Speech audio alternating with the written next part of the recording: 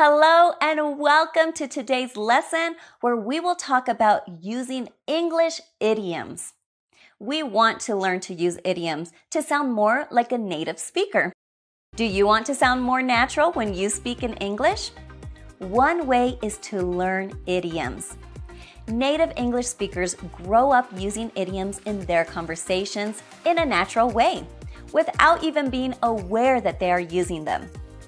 For you to sound more natural and to get a high score in the IELTS exam, it is essential for you to learn idioms and to learn how to use them correctly.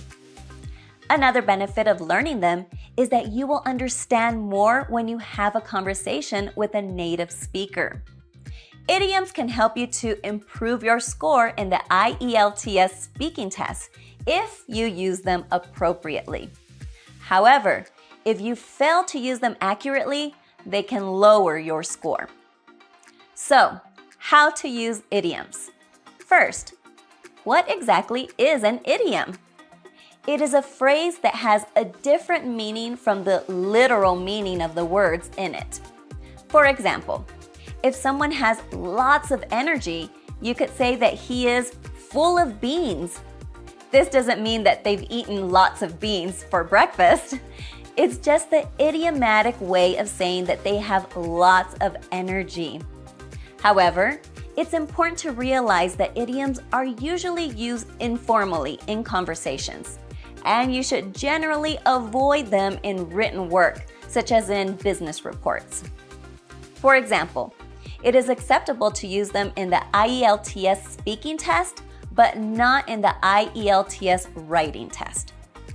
However, a word of caution: do not overuse them. Be natural, which is why you need to use them naturally and accurately. This lesson will help you to do that. So, let's talk about some common idioms you can use. And if used correctly, will help you to sound more natural and will increase your score in the IELTS speaking test. Let's start with the first one. Actions speak louder than words. What is the meaning? Everyone can make promises, but few can or want to actually do what is necessary to fulfill them. This is when true character, friendship, and honesty are put to the test. Here's an example. Quite frankly, Thomas, I am so sick and tired of your fake promises. Actions speak louder than words, and I haven't seen you lift a finger yet. So let's go to the next one. Number 2, to go the extra mile. The meaning? To do way more than is necessary or expected from you in order to reach a specific goal. Here's an example. In order to do what nobody else could, you must be prepared to go the extra mile. Now let's go to number 3, to see eye to eye. The meaning? To agree with someone about someone or something else. To literally see things in the same way as someone else does. Here's an example. After a long debate about the best place for our next investment, Ken and I finally see things eye to eye. So now let's go to number 4, to blow smoke. The meaning?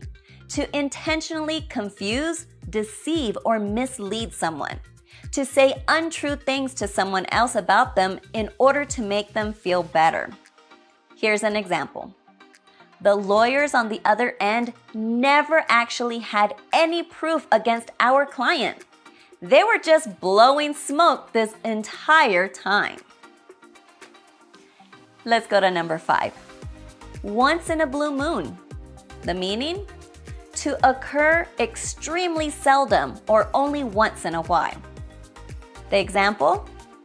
The fact that Johnny had eaten his slice of the wedding cake was so fascinating to us because he only eats chocolate once in a blue moon. Now let's go to number 6. It takes 2 to tango. The meaning? This is used to say that only one person is not enough to make something happen, but that joint forces are required and both of them are equally responsible. An example: somebody needs to tell my boss that I cannot do everything by myself around here. It takes two to tango. Number 7, to pull a rabbit out of the hat. The meaning: to do something totally unexpected because it was deemed impossible in a given situation. An example: just when you thought Usain Bolt could not get any faster, he pulls a rabbit out of the hat and breaks the 100-meter world record. Number 8, to blow someone away. The meaning: to thoroughly impress, excite, or overwhelm someone with a particular action. An example: I really did not expect a birthday cake on my desk this morning. This small but unique gesture by my students has really blown me away. Number 9, the grass is greener on the other side. The meaning: it's used to say that people are not satisfied with their current situation and almost always consider someone else's situations better than their own. Here's an example. Sally has always been jealous of every new thing our neighbors bought, as if the grass is always greener on the other side. Number 10, to hit the books. The meaning: to study hard with a high amount of dedication and clear focus on the final outcome. Here's an example. My brother always waits for the final night before the exam to hit the books. Number 11, ignorance is bliss. The meaning: it's used to say that sometimes it is better to not know or find out anything at all about something because it may only worry, hurt, or burden you. An example: oh my God, I never knew Uncle Bobby had been to jail before marrying my aunt. I guess ignorance really is bliss. Number 12, to do by heart. Meaning to do something so naturally and effortlessly because it has been thoroughly memorized, practiced, and mastered. An example: he knows that entire book by heart. He must have read it at least 100 times. Number 13, a piece of cake. The meaning: an extremely easy task or accomplishment, one that exerts little to no stress or effort to perform. An example: oh, don't worry about the math exam so much. I am sure that if you just practice these last few chapters a bit more, it's going to be a piece of cake for you. Number 14, the whole 9 yards. The meaning is used to indicate everything possible related to something or the entire amount of or distance to something. An example: regardless of what the commission asks of me, I am ready to give it to them. I've got the papers, the stamps, the receipts, the whole 9 yards. Number 15, to hit the nail on the head. The meaning: to do exactly the right thing in the most efficient of ways. An example: I truly believe you've hit the nail on the head with this song. It suits your voice perfectly and the performance was spot on. Number 16, to kill 2 birds with 1 stone. The meaning: to achieve 2 goals or solve 2 problems with 1 single action. An example: by driving the costs up, both parties got what they wanted. Hence, the government killed 2 birds with 1 stone. Number 17, to keep an eye on the ball. Meaning, to remain fully focused on the assignment or main goal despite any hardships, stress, or unexpected events in the process. Example: listen to me, son. Regardless of how tough life gets for you, you must always keep your eye on the ball and never lose sight of it. Number 18, with flying colors. The meaning: an adverb used to indicate that something has been done perfectly or without any mistakes. An example: congratulations, Liam! You've passed your final exam with flying colors.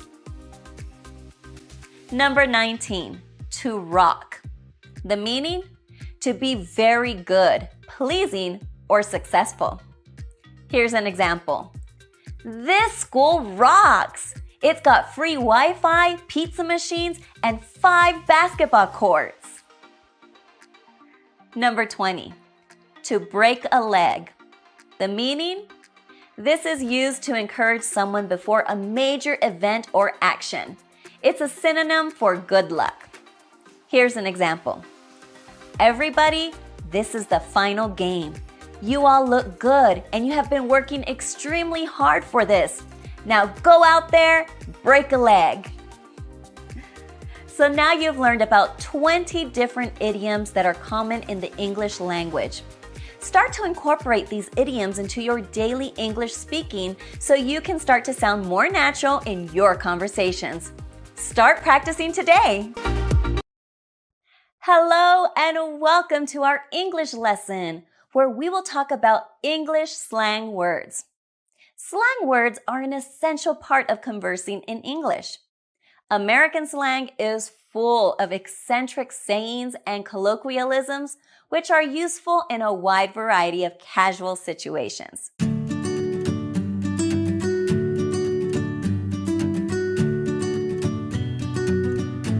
Whether you're a beginner or a seasoned English speaker, you'll want to brush up on your command of American slang words. So, what does slang mean? Slang refers to informal vocabulary words that aren't typically found in a dictionary. Many of these slang words have multiple meanings, so you'll have to pay close attention to the context of a conversation in order to use them correctly. This makes it a good idea to practice your English slang words with friends before using them with strangers. So let's talk about using American slang words and phrases. We will be reviewing a list of slang words, and as you work your way through this list, keep in mind that American slang can vary depending on the region you're in. For example, certain slang words are more commonly used in rural areas versus in the inner city.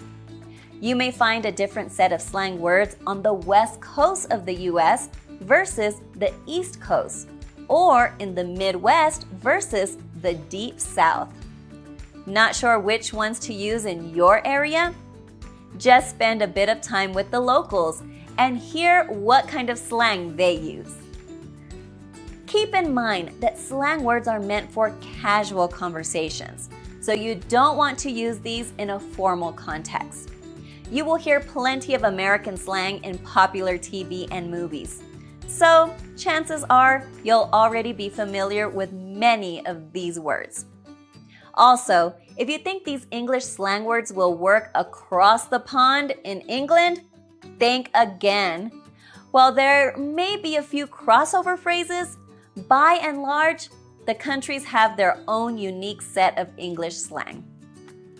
Okay, let's start with some conversational English slang words. Let's go with number 1. What's up? This would translate to, hey, what are you doing? And an example of this would be, hey Tom, what's up? Tom could respond, not much. Number 2, I feel you. This means I understand and empathize with you. An example would be to say, I feel you. That was really unfair. Let's go to number 3. I get it. This means I understand. An example, I get it now. Thank you for explaining that. Number 4, same here. This means I agree. An example, I'm having a hard time studying for this exam. The other person could respond, same here. Number 5, my bad. This is the same as saying, my mistake. Here's an example. My bad, I didn't mean to do that. Now let's go to number 6. Oh my God! This expression is used to describe excitement or surprise. Example, oh my God, you scared me. Number 7, you bet. This means yes, certainly, or you're welcome. An example is saying, thanks for the jacket, Tom. And Tom responding, you bet, Sally. Number 8, no worries. This means that's all right. An example, no worries about the mess. I'll clean it up. Number 9, no biggie. This means it's not a problem. An example, thanks for tutoring me, Tom. Tom would respond, no biggie, Sally. Number 10, or another way to say this is, no big deal. So using the same example, thanks for tutoring me, Tom. Tom would respond, no big deal, Sally. And yet another way to say it would be, no sweat. Using the same example, thanks for tutoring me, Tom. Tom would respond, no sweat, Sally. And we have another way to say this. It would be, no problem. Using the same example, thanks for tutoring me, Tom. Tom would respond, no problem, Sally. So those were conversational English slang words. Now we will discuss American English slang descriptors. Let's review some examples. First, laid back. This means relaxed or calm. An example, this weekend was very laid back. Number 2, chill. This is another way to say relaxed or calm. An example, this weekend was very chill. Number 3, sweet, meaning fantastic. An example, I passed the test, sweet. Number 4, cool. This is another way to say fantastic. An example, I passed the test, cool. Number 5, lame. The meaning, the opposite of cool or fantastic. Not cool or not fantastic. An example, that's so lame that you can't go out tonight. Number 6, bomb, meaning really good. Here's an example. That sandwich was bomb. Number 7, bummer, meaning a disappointment.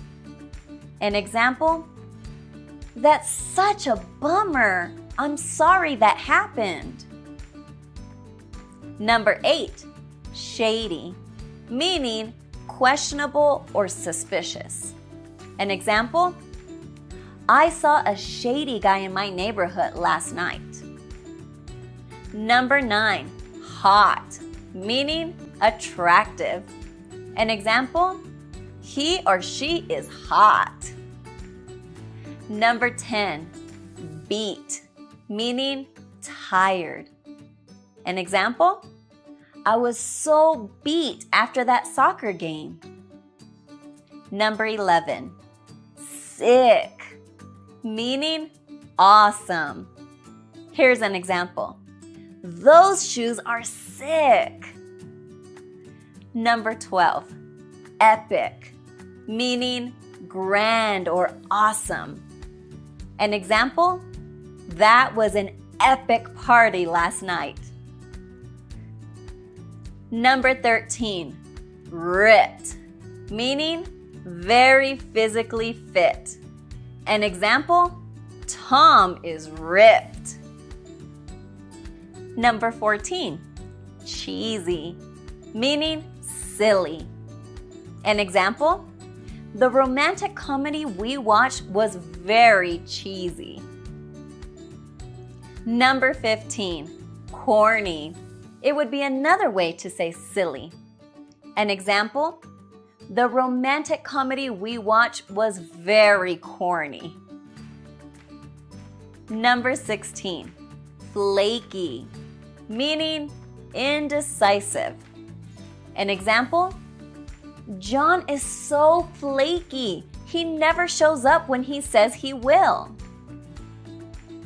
Number 17, it sucked, meaning it was bad or poor quality. An example, that movie sucked. So those were some American slang descriptors. Now let's review some English slang for people and relationships. Number 1, babe, meaning your significant other or an attractive individual. Some examples are, hey babe, or she's a babe. Number 2, have a crush, meaning attracted to someone romantically. An example, I have a big crush on him. Number 3, dump, meaning to end a romantic relationship with someone. An example, she dumped him last May. Number 4, ex, meaning an old relationship or spouse. An example, that's my ex-girlfriend. Number 5, a turn off, meaning something that's repulsive. Example, bad cologne is a turn off. Number 6, party animal, meaning one who loves parties.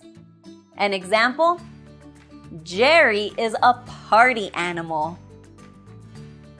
Number 7, couch potato, meaning a lazy person. Example, don't be a couch potato. Let's go for a hike. Number 8, whiz, meaning a really smart person. An example, Sally is a whiz at math. Number 9, chicken, meaning a coward.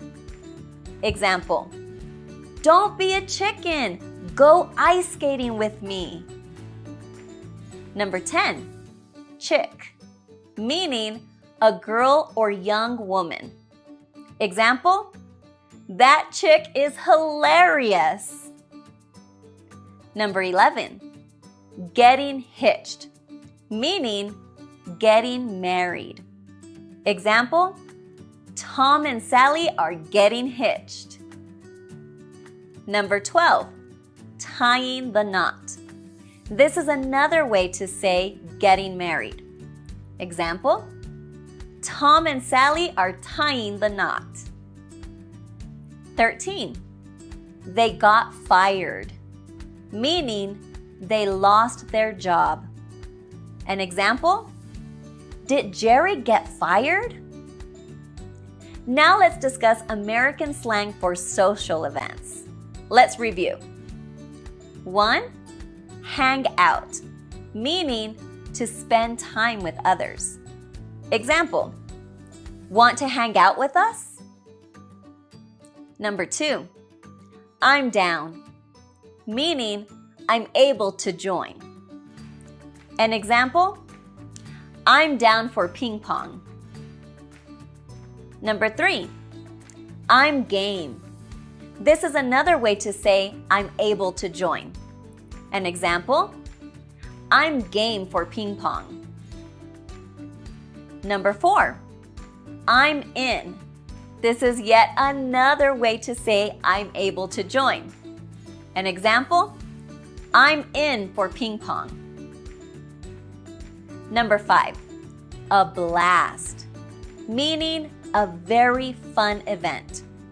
An example, last night was a blast. Number 6, show up, meaning to arrive at an event. An example, I can't show up until 7. Number 7, flick, meaning a movie. An example, want to see a flick on Friday?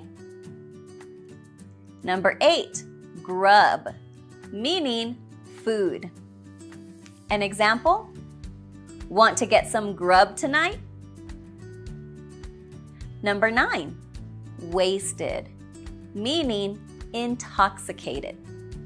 Example, she was wasted last night. Number 10, drunk. This is another way to say intoxicated. Example, she was drunk last night. Number 11, booze. This means alcohol. An example, will they have booze at the party? And now we'll go over American English slang words for actions. Number 1, pig out, meaning to eat a lot. An example, I pigged out last night at McDonald's. Number 2, crash, meaning to fall asleep quickly. An example, after all those hours of studying, I crashed. Number 3, lighten up, meaning to relax. An example, lighten up, it was an accident. Number 4, screw up, meaning to make a mistake. An example, sorry, I screwed up and forgot our plans. Number 5, goof up. This is another way to say I made a mistake. Example, sorry, I goofed up and forgot our plans. Number 6, score, meaning to get something desirable. Example, I scored the best seats in the stadium. Number 7, wrap up, meaning to finish something. An example, let's wrap up in 5 minutes. Number 8, ace, meaning to pass a test with 100%. An example, I think I'm going to ace the exam. Number 9, cram. The meaning, to study a lot before an exam. An example, sorry, I can't go out. I have to cram tonight. Number 10, bail, meaning to leave abruptly. An example, I'm sorry, I had to bail last night. Number 11, ditch, meaning to skip an event. An example, I'm going to ditch class tomorrow to go to the beach. Number 12, busted, meaning caught doing something wrong. An example, I got busted for turning in homework late. And now let's finish off with some miscellaneous American slang words. Number 1, freebie, meaning something that is free. An example, the bumper sticker was a freebie. Number 2, lemon, meaning a bad purchase. An example, that phone case was a lemon. Number 3, shades, meaning sunglasses. An example, I can't find my shades. Number 4, shotgun, meaning the front seat of a car. An example? Can I sit shotgun? Number 5, in no time, meaning very soon. An example: we'll have our homework done in no time. Number 6, buck, meaning $1. An example: it only costs a buck. Number 7, rip off, meaning a purchase that was very overpriced. An example: that phone case was a rip-off. So these were many examples of American slang words that you can learn to improve your conversational English. Did you know some of them? Or were some of these new to you? Well, be sure to learn these and practice with your English-speaking friends so you can become a more natural and fluent English speaker. Hello! Today we will be talking about reading techniques. Reading is a method of communication that enables a person to turn writing into meaning. It allows the reader to convert a written text into a meaningful language with independence, comprehension, and fluency, and to interact with the message.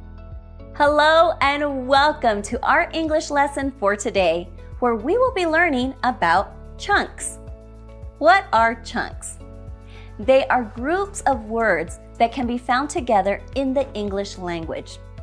They can be words that always go together, such as fixed collocations, or that commonly do, such as certain grammatical structures that follow rules. A listener or reader uses their knowledge of chunks to help them predict meaning and therefore be able to process language in real time. Chunks include lexical phrases, set phrases, and fixed phrases.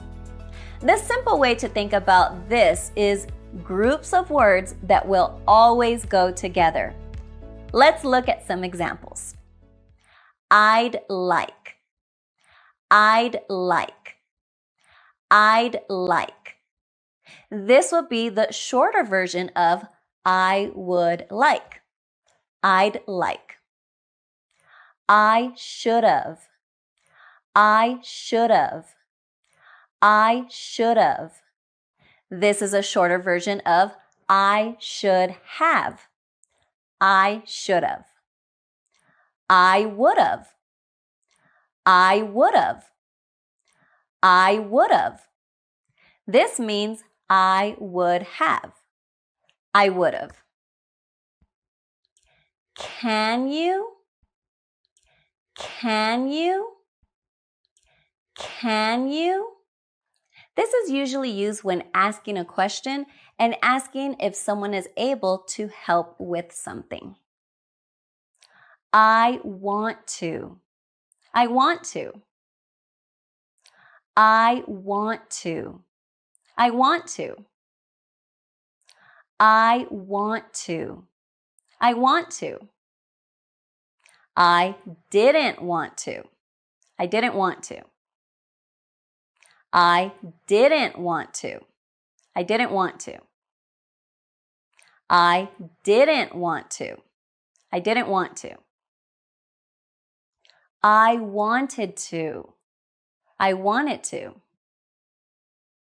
I wanted to. I wanted to. I wanted to. I wanted to. I can. I can. I can. I can. I can. I can. I can't. I can't. I can't. I can't. I can't. I can't. On the other hand, on the other hand. On the other hand, on the other hand. On the other hand, a lot of, a lot of, a lot of, a lot of, a lot of, a lot of. At the moment, at the moment, at the moment, at the moment, at the moment, at the moment. You know, you know, you know, you know, you know, you know, you see, you see, you see, you see, you see, you see. I mean, I mean, I mean, I mean, I mean, I mean. You know what I mean? You know what I mean? You know what I mean? You know what I mean? You know what I mean? You know what I mean? I know what you're saying. I know what you're saying. I know what you're saying. I know what you're saying. I know what you're saying. I know what you're saying. And that kind of thing, and that kind of thing, and that kind of thing, and that kind of thing, and that kind of thing, and that kind of thing. Having said that, having said that, having said that, having said that, having said that, having said that. As a result, as a result, as a result, as a result, as a result, as a result. First of all, first of all, first of all, first of all, first of all, first of all. I don't know if, I don't know if, I don't know if, I don't know if, I don't know if, I don't know if. You know the, you know the, you know the, you know the, you know the, you know the. So these were some examples of chunks used in the English language. If you get familiar with these chunks, you will be able to improve your fluency in your conversational and written English. Hello everyone! Welcome to our English lesson where we will be talking about connected speech. When we speak naturally, we do not pronounce a word, stop, then say the next word in the sentence. Fluent speech flows with the rhythm, and the words bump into each other. To make speech flow smoothly, the way we pronounce the end and beginning of some words can change depending on the sounds at the beginning and end of those words. In connected speech, words or syllables are clipped, phrases are run together, and words are stressed differently than they would be in writing. One of the characteristics of connected speech is the deletion or clipping of sounds that occurs when words run together. Here's some examples. Want to can become wanna. Going to can become gonna. Rock and roll can become rock and roll. And them can become em or dem in connected speech. These are very informal usages of common words that most often occur in casual conversation, so they would probably not be present in formal speech or writing. Native speakers take many verbal shortcuts in ordinary conversation that wouldn't be present in written English. And switching between written and spoken English takes getting used to when it isn't your first language. These challenges are not exclusive to English. In Spanish, many words begin and end in vowels, and these tend to meld together in speech. The polite greeting, ¿Cómo está? How are you? Often sounds like ¿Cómo está? When spoken, with little to no pause between the words. When speaking to someone who isn't a native speaker, enunciation is helpful. You can also help them to understand you by speaking more slowly and pausing slightly between each word. Here are some common types and examples of connected speech. Let's start with number 1, catenation or linking. Catenation happens when a consonant sound at the end of one word gets attached to the first vowel sound at the beginning of the following word. For example, when native speakers say an apple, you'll usually hear them say an apple, an apple, an apple. The N in an gets joined with the A sound in apple, and it becomes almost like a single word. In some cases, the sound of the consonant sound changes when it's linked. For example, if I were to say that orange, you will probably hear me change the final consonant T sound to a D sound, as in that orange, that orange, that orange. Here are some other examples. Trip over often sounds like trip over, trip over, trip over. Hang out often sounds like hang out, hang out, hang out.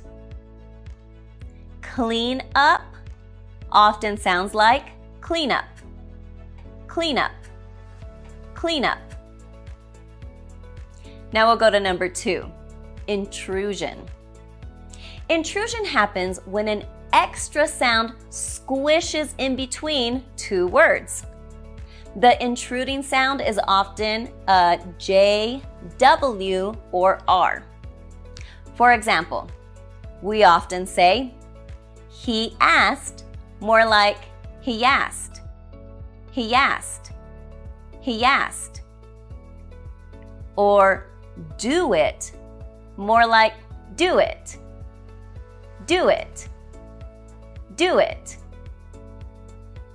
Another example, there is, more like there is, there is, there is. Now let's go to the third example, elision. Elision happens when the last sound of a word disappears. This often happens with T and D sounds. For example, next door often gets shortened to next door, next door, next door. Another example, most common often gets shortened to most common, most common, most common. Now let's look at another point, assimilation. Assimilation happens when sounds blend together to make an entirely new sound. Let's look at a few examples. Don't you getting blended into don't you, don't you, don't you. Meet you. This gets blended into meet you, meet you, meet you. Did you? This can get blended into did you, did you, did you. Now let's go to another point. Geminates. Geminates are a doubled or long consonant sound. In connected speech, when a first word ends with the same consonant sound that the next word begins with, we often put the sounds together and elongate them. Let's look at a few examples. Single ladies turns into single ladies. Single ladies. Single ladies. Social life turns into social life. Social life. Social life. Notice that in none of these cases does the spelling actually change. It's just the sounds that change when we say them. So that's our lesson for today on connected speech. I hope you enjoyed it, and we'll see you next time. Bye! Hello everyone! It's good to have you join us for another English lesson. Today's lesson will cover contractions. A contraction is a shortened form of a word or group of words that omits certain letters or sounds. In most contractions, an apostrophe represents the missing letters. The most common contractions are made up of verbs, auxiliaries, or modals attached to other words. Here are some examples. He would equals heed. Heed. Heed. I have equals I've. I've. I've. They are equals there. There. There. You cannot equals you can't. You can't. You can't. Is not equals isn't. Isn't. Isn't. Has not equals hasn't. Hasn't. Hasn't. They are equals there. There. There. We are equals we're. We're. We're. You are equals your. Your. Your. She had or she would equals she'd. She'd. She'd. I had or I would equals I'd. I'd. I'd. We will equals we'll. We'll. We'll. You will equals you'll. You'll. You'll. He is equals he's. He's. He's. It is equals it's. It's. It's. I am equals I'm. I'm. I'm. Let us equals let's. Let's. Let's. Contractions are common in speech, so common that we don't always take the time to pronounce them precisely, which leads to a particular contraction mistake writers might make if they're not paying attention. In speech, we often pronounce could've, should've, and would've in a way that sounds identical to could've, should've, and would've.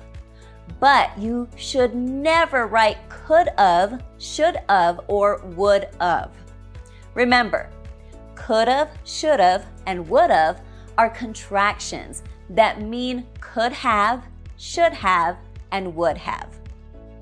In English, there are a fairly small number of contractions, and they're all made out of common words. Let's review some of the contractions that you'll see the most. I plus would, or I plus had, is I'd. I'd. I'd.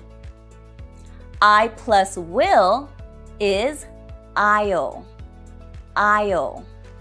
I'll. I plus have is I've. I've. I've. I plus am is I'm. I'm. I'm. She plus had or she plus would is she'd. She'd. She'd. She plus will is she'll.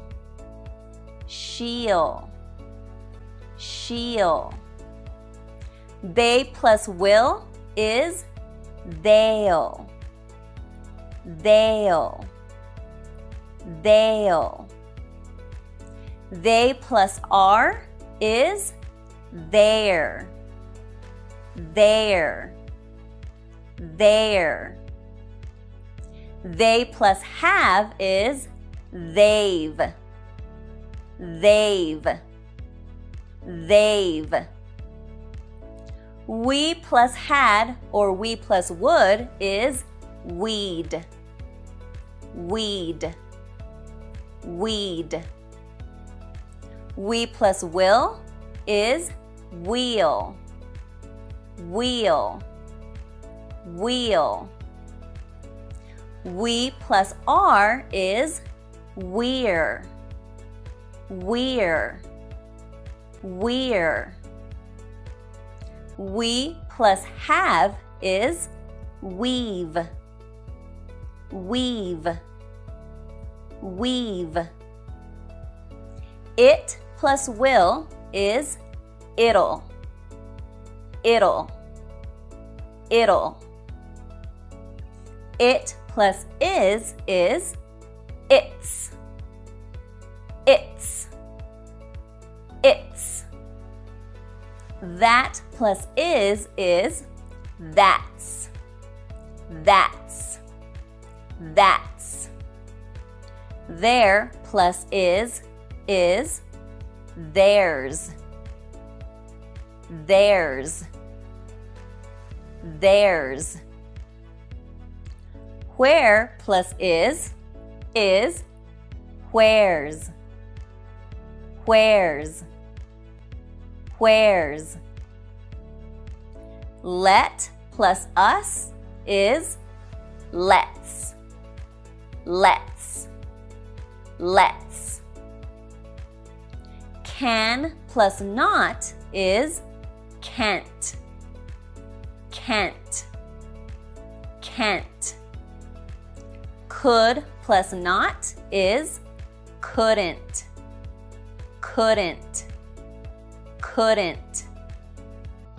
Did plus not is didn't. Didn't. Didn't.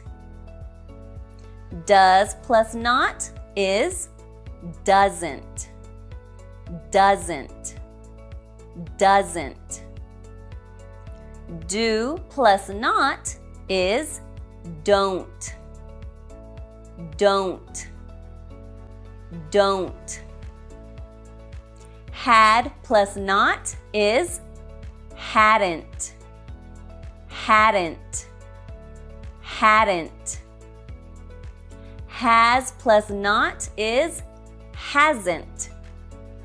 Hasn't. Hasn't. Is plus not is isn't. Isn't. Isn't. Should plus not is shouldn't. Shouldn't. Shouldn't. Was plus not is wasn't. Wasn't. Wasn't. Will plus not is won't. Won't. Won't. Would plus not is wouldn't. Wouldn't. Wouldn't. Could plus have is could've. Could've. Could've. Might plus have is might've. Might've. Might've. Must plus have is must've. Must've. Must've. Should plus have is should've. Should've. Should've. Would plus have is would've. Would've. Would've. And who plus is whose. Whose. Whose.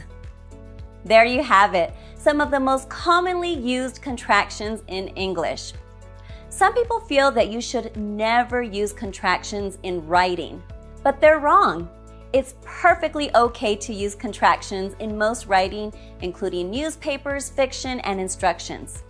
In fact, using contractions can make your writing simpler and easier to read.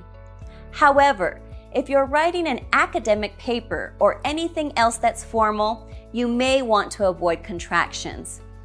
If you're writing for school, it might be a good idea to ask your teacher if contractions are okay before you get started.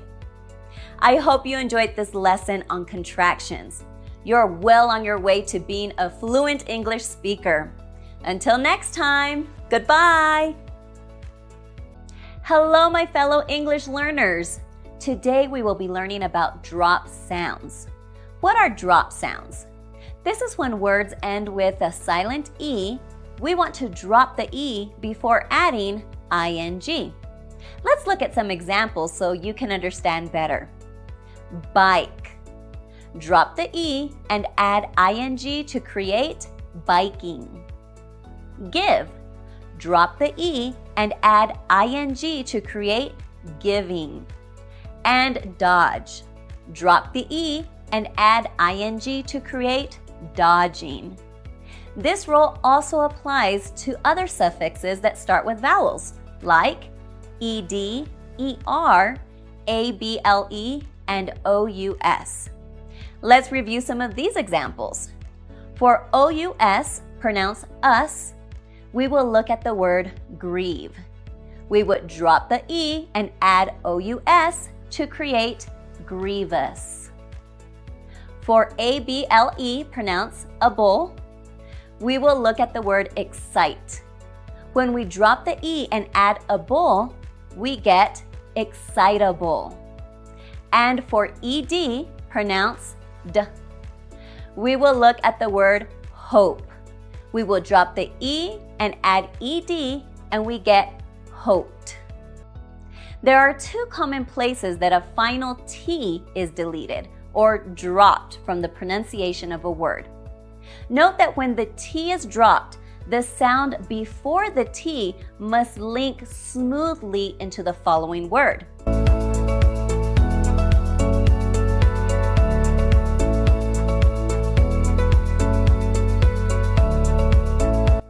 Let's look at deleting the letter T between consonants.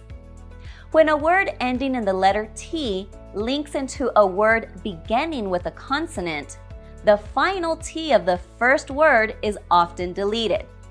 Did that make sense? Let's practice with some examples. First day. Notice that the last letter in the word first is the letter T, and the following word, day, starts with the consonant D. So in normal conversational speech, English speakers would not say first day. We will drop the T in first so it will sound like first. So let's use this in a sentence. Sam's first day of school is tomorrow. Notice I did not say Sam's first day of school is tomorrow. I said Sam's first day, Sam's first day, Sam's first day. Let's look at another example. Left my. Remember, we will drop the T in the word left so we can sound more natural. We would say, I left my keys in the restaurant. I left my keys in the restaurant. I left my keys in the restaurant. I left my keys. Another example, best friends. We drop the T in best. So we would say, the twins are best friends. The twins are best friends. The twins are best friends. Best friends. Next example, interest rates. We drop the T in interest. We say, interest rates have remained low. Interest rates have remained low. Interest rates have remained low. Interest rates. And the last example for this section, rest during. We drop the T in rest. We would say, try to get some rest during the flight. Try to get some rest during the flight. Try to get some rest during the flight. Get some rest during the flight.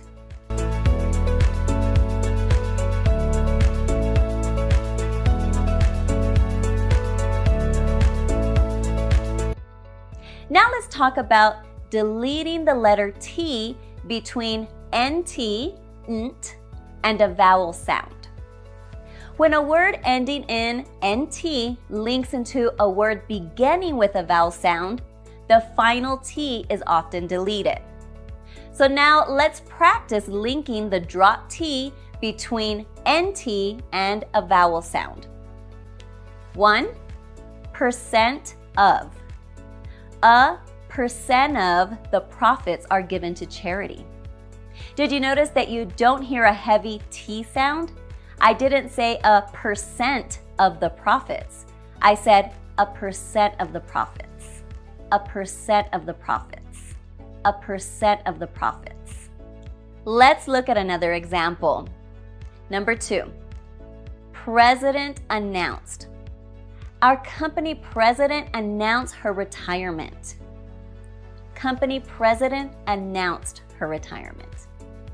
Company president announced her retirement.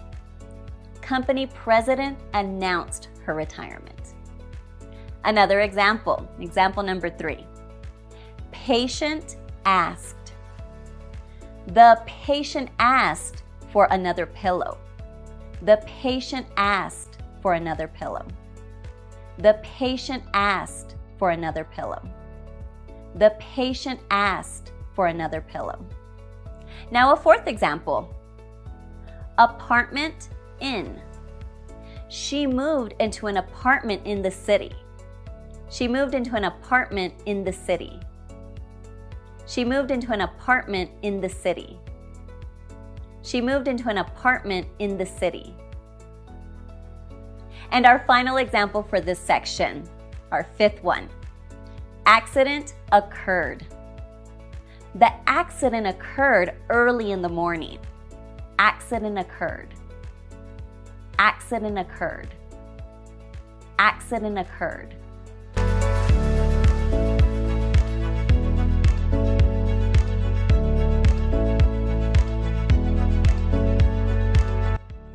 Now let's talk about deletion and linking the dropped D. The letter D is often deleted or dropped when a word ending in nd, nd, links into a word that begins with a consonant sound. When the D is deleted, the N must link smoothly to the beginning consonant sound of the following word. We'll look at some examples of this so we can practice linking the dropped D. Our first example is and said. Joan called and said she was running late. And said. And said. And said. Notice I did not pronounce the D.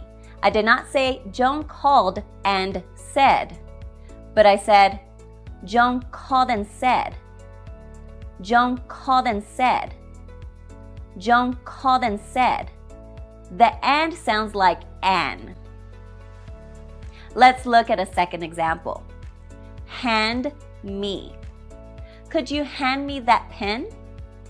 Hand me that pen. Hand me that pen. Hand me that pen. A third example.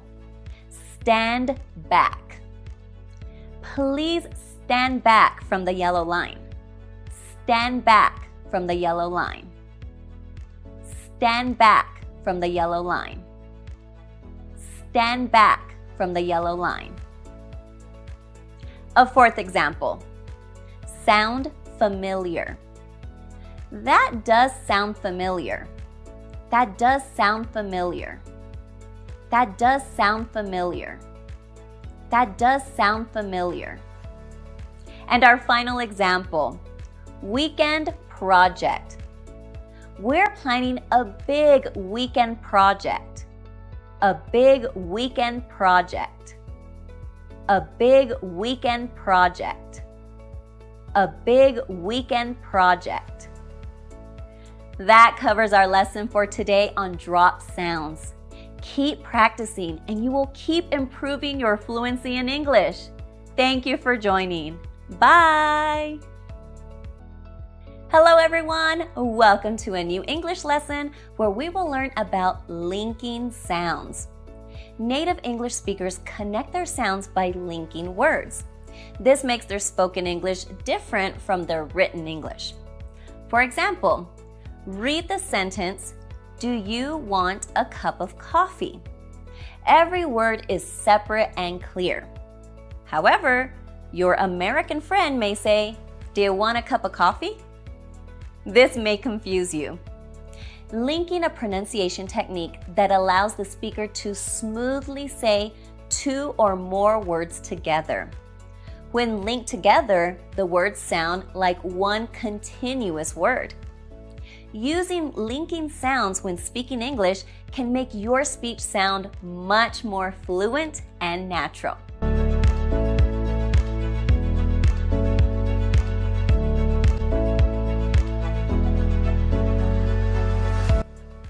Let's look at consonant-to-consonant linking. When a word ends in a consonant sound, and then the following word begins with the same consonant sound, the sounds are linked. So, rather than saying the consonant sound twice, it is only pronounced once. Here are some consonant-to-consonant linking sound examples. Red dress. You would say red dress, red dress, red dress. Second example, big gorilla. You would say big gorilla, big gorilla, big gorilla. Third example, hot tomato. You would say hot tomato, hot tomato, hot tomato. Fourth example, feel lucky. You would say feel lucky, feel lucky, feel lucky. Fifth example, quiet town. You would say quiet town, quiet town, quiet town. Sixth example, pink car. You would say pink car, pink car, pink car.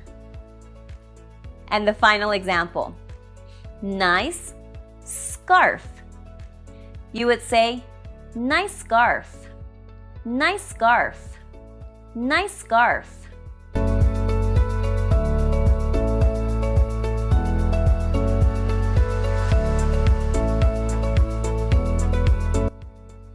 Now we will review similar consonant sound linking. Linking also occurs if the first word ends with a consonant sound and the following word starts with a similar consonant sound. Again, when words like this are linked together, only one sound is pronounced. Here are some linking sound examples with similar consonant sounds. First example, need to. You would say, need to. Need to. Need to. Second example, sleep better. You would say, sleep better. Sleep better. Sleep better. Third example, dark gray. You would say, dark gray. Dark gray. Dark gray. Fourth example, cheese sandwich. You would say, cheese sandwich. Cheese sandwich. Cheese sandwich. Fifth example, breathe through. You would say, breathe through. Breathe through. Breathe through.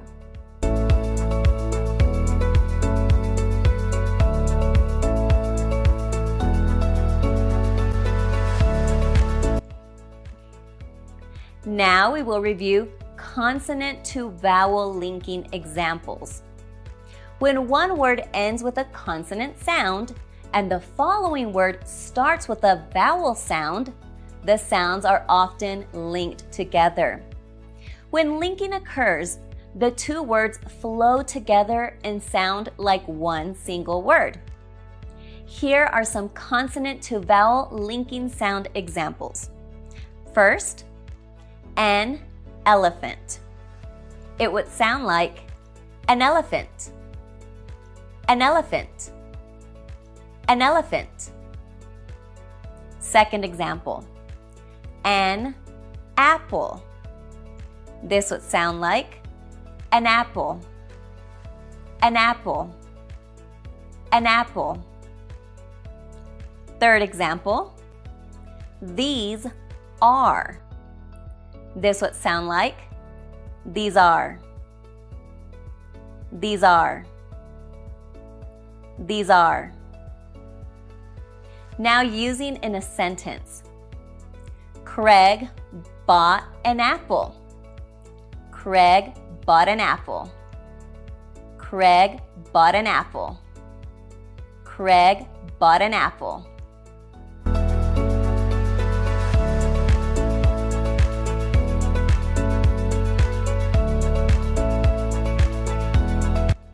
And now we will learn about vowel to vowel linking examples. Linking also occurs when a word ends in a vowel sound and the next word starts with a vowel sound. When this happens, either a W sound, W as in wall, is used to connect the two words, or a Y sound, Y as in yell. Here are some vowel to vowel linking sound examples.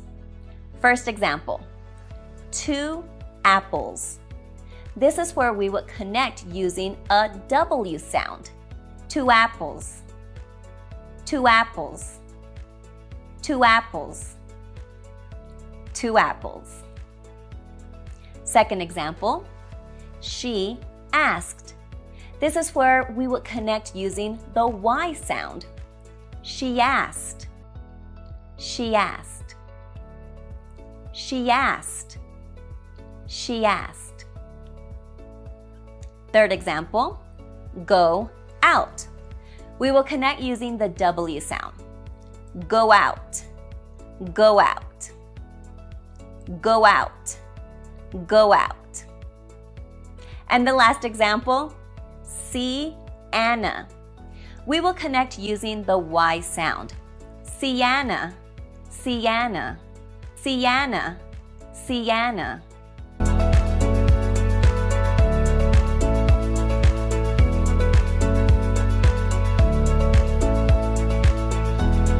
Now let's see some example sentences with linking sounds. This is where you can practice.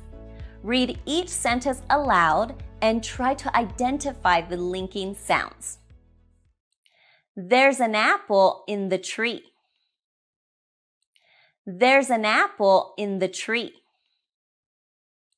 There's an apple in the tree. I ate an apple and a banana too. I ate an apple and a banana too. I ate an apple and a banana too. There's a big gorilla looking right at me. There's a big gorilla looking right at me. There's a big gorilla looking right at me.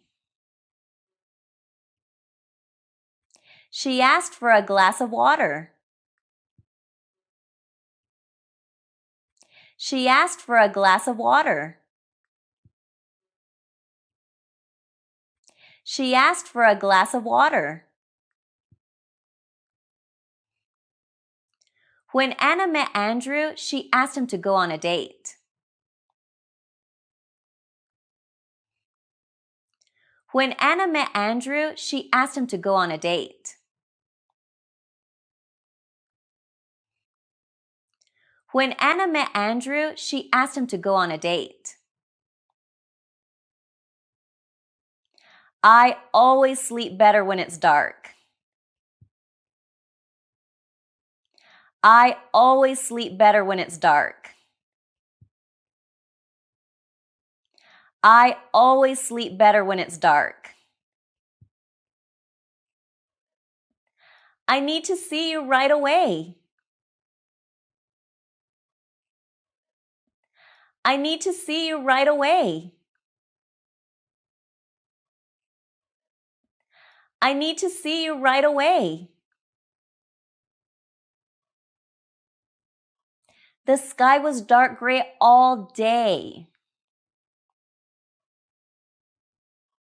The sky was dark gray all day. The sky was dark gray all day. I fell in the swimming pool and Amy fell in too. I fell in the swimming pool and Amy fell in too. I fell in the swimming pool and Amy fell in too. These are delicious strawberries. These are delicious strawberries. These are delicious strawberries. There's an apple in the tree. There's an apple in the tree. There's an apple in the tree. I ate an apple and a banana too. I ate an apple and a banana too. I ate an apple and a banana too. There's a big gorilla looking right at me. There's a big gorilla looking right at me. There's a big gorilla looking right at me. She asked for a glass of water. She asked for a glass of water. She asked for a glass of water. When Anna met Andrew, she asked him to go on a date. When Anna met Andrew, she asked him to go on a date. When Anna met Andrew, she asked him to go on a date. I always sleep better when it's dark. I always sleep better when it's dark. I always sleep better when it's dark. I need to see you right away. I need to see you right away. I need to see you right away. The sky was dark gray all day. The sky was dark gray all day. The sky was dark gray all day. I fell in the swimming pool and Amy fell in too. I fell in the swimming pool and Amy fell in too. I fell in the swimming pool and Amy fell in too. These are delicious strawberries. These are delicious strawberries. These are delicious strawberries. Were you able to identify the linking sounds? Review this lesson as many times as you need.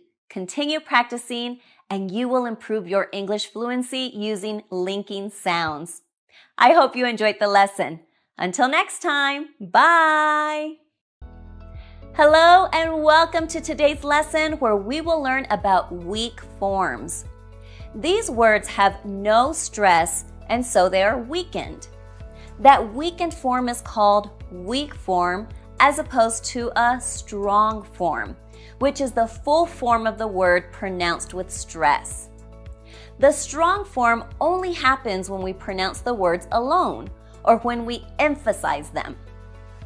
Weak forms are very often pronounced with a schwa type of sound, and so are very weak and sometimes a bit difficult to hear properly.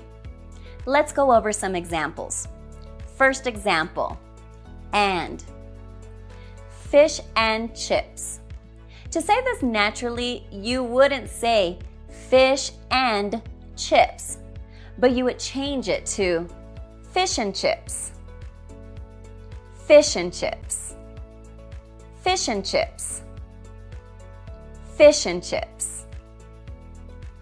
Second example, a chair and a table. You would say this, a chair and a table. A chair and a table. A chair and a table. A chair and a table. Third example, can.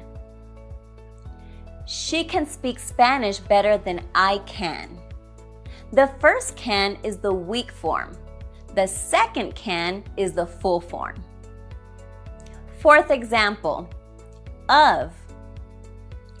A pint of beer. A pint of beer. A pint of beer. A pint of beer. That's the last of the wine. That's the last of the wine. That's the last of the wine. That's the last of the wine. Fifth example, have. Have you finished? Have you finished? Have you finished? Have you finished? This have is weak. Let's go up to another one. Yes, I have. This have is full. Yes, I have. Yes, I have. Yes, I have. Sixth example, should. Well, you should have told me. Both should and have are weak here. You should have told me. Sometimes weak forms are easy to spot because we use contractions in the spelling to show it. Some examples: I am French. This is the strong form. I'm French. This is the weak form. But usually there is no change of spelling, only the pronunciation is different. An example is the word but. But, the strong form, but. The weak form, but. But. Another example: tell him to go. The strong forms, him to. The weak form, tell him to go. Tell him to go. As you can see, the grammatical words him and to are unstressed and have a weak form when pronounced inside a sentence. Let's go with another example. I would like some fish and chips. Strong form, I would like some fish and chips. This version sounds unnatural and, believe it or not, more difficult to understand for a native speaker. Now let's go with the weak forms. I would like some fish and chips. And we can use weaker forms sometimes. Example, I'd like some fish and chips. I'd like some fish and chips. So we can see that the auxiliary verb would has two weak forms, would and d. That's the lesson for today on weak forms. I hope you have learned a lot and that you enjoyed it. Bye! Hello! Today we will talk about writing efficiently. You never know when writing good text may help you. Why is having writing skills important? We are sure that a well-educated person should have such qualities as good writing skills because of the need to express your opinion clearly and in a logical way.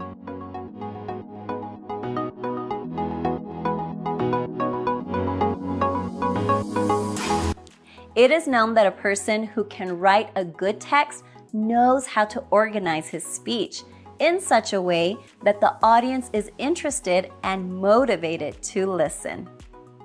Besides, the ability to write good text is connected with the general level of education and knowledge that a person has. Logically, if you don't read books, newspapers, magazines, internet sources, you don't have the idea about the organization of the text, coherence, or general structure. Usually, a person who is good at writing has a rich vocabulary, while the one without such skills would find it very difficult to be a good speaker or to be an educated person at all. That is why we define several useful ways to hone your writing skills that will improve your skill level as a writer. The more you read, the better you write. First of all, writing is directly connected with reading. These are two integral parts that form a good writer. It is generally known that good writers are keen on reading. That is why they constantly get new knowledge concerning the ways to formulate thoughts and choose the best variant for a clear expression of their thoughts. The more time you spend on reading, the more information you get in return. Books help to learn more about correct word choice, sentence structure, avoiding mistakes, choosing appropriate phrases. However, it does not mean that books are the only choice for someone who follows the aim to become a good writer. There is a great variety of different materials related to mass media and internet sources that can enrich your writing experience as well. But in general, reading is the unlimited source of knowledge that can be used by an intelligent person. Referring to the writing process in general, it is important to define the main idea and its concepts to achieve the desired effect. First of all, you should understand the direction of your thoughts and the way you would like to present them. As Albert Einstein said, if you can't explain it to a 6-year-old, you don't understand it yourself. It means that the best writer is someone who can explain even difficult and complicated things in simple words. To highlight specific points and moments, you should define the aim of the text, explain, motivate, inform, etc. In this case, it would be easier to make the general organization of the text understandable and positively perceived. Moreover, it is essential to know your audience. You want to create an outline with the intended audience in mind, and that allows using specific vocabulary, jokes, themes, or even anecdotes. It will fulfill your writing with vivid structures and words that would capture the audience immediately.